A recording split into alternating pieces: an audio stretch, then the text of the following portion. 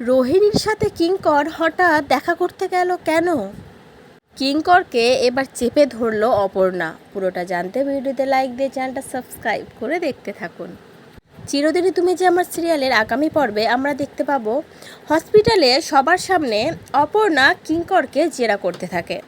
অপর্ণা কিঙ্করকে বলতে থাকে, আপনি যে লুকিয়ে ওই রোহিণীর সাথে দেখা করতে গেছেন তার সমস্ত কিছুটা আপনাকে আর্য স্যারকে বলতেই হবে।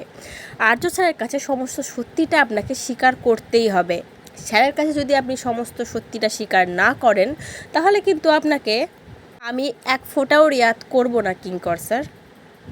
আর অন্যদিকে আমরা দেখতে পাই রোহিণী একটু আহত অবস্থাতেই, মানে মাথায় কাটা, রক্তাক্ত, সেরকম অবস্থাতেই নিজে নিজে কাঁদতে কাঁদতে বলতে থাকে, যে করেই হোক আমাকে আমার অধিকারটা বুঝে নিতেই হবে।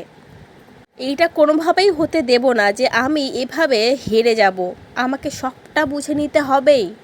তারপরেই রোহিণী মেঘরাজকে ফোন করে আর কথা বলতে শুরু করে। তো বন্ধুরা, কি মনে হচ্ছে মেঘরাজের সাথে রোহিণীর সম্পর্কটা কি? নাকি এমন কিছু উঠে আসবে যেটা আর্য স্যারকে যে এতদিন ধরে কিঙ্কর রক্ষা করছিল সেখান থেকে কিঙ্কর সরে দাঁড়াবে? কি মনে হচ্ছে তোমাদের? অবশ্যই কিন্তু কমেন্ট করে জানিও। আর কিঙ্কর কি সব সত্যিটা আর্য স্যারকে খুলে বলবে?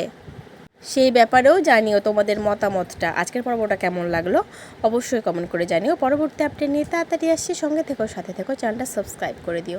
ধন্যবাদ।